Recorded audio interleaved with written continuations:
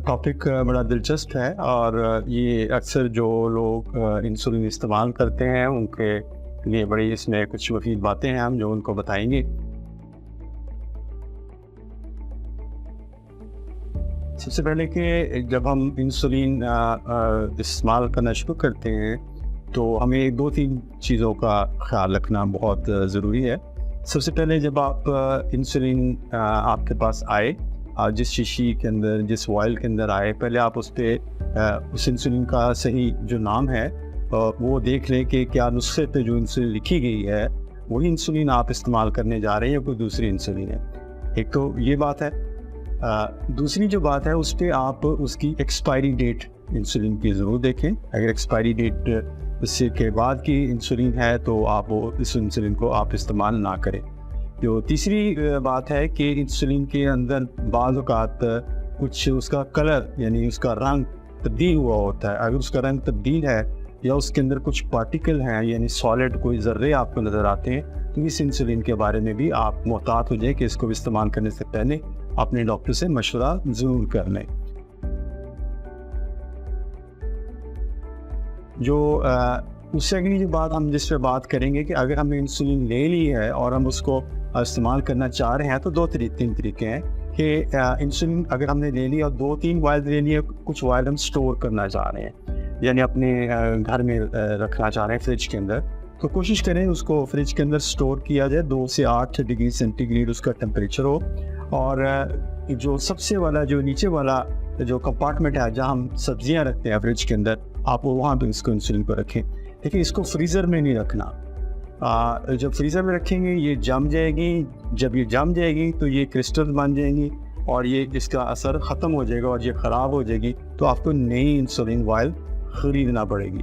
तो एक तो ये सबसे बड़ी इम्पॉर्टेंट बात है। दूसरा, इसको एक्सट्रीम हीट के अंदर यानी सर्दियों के दिनों में हीटर के आगे ना रखें या गर्मियों में धूप के अंदर ना रखें या गाड़ी के अंदर जो ग्लव कंपार्टमेंट होता है जिसमें हम वो गाड़ी के अंदर जिसमें डब्बा होता है जिसके अंदर हमने डॉक्यूमेंट्स वगैरह रखे होते हैं, बाज़ का कुछ लोग उसमें रख देते हैं, तो उसमें आपने इसको बिल्कुल ना रखें।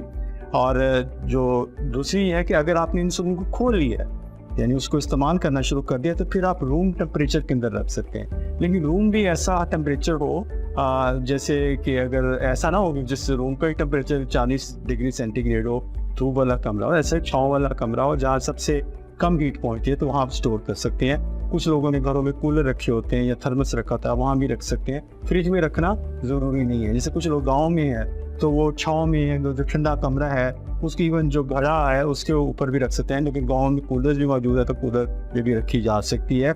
यानी इसको डायरेक्ट हीट नहीं पहुँचानी, यानी इस पर कोई डायरेक्ट सनलाइट यानी रोशनी या धूप इस पर ना पड़े और इसका टेम्परेचर और गर्मी में ना रखे, हीटर के आगे या धूप के अंदर इसको ना रखने से गुरेज करें।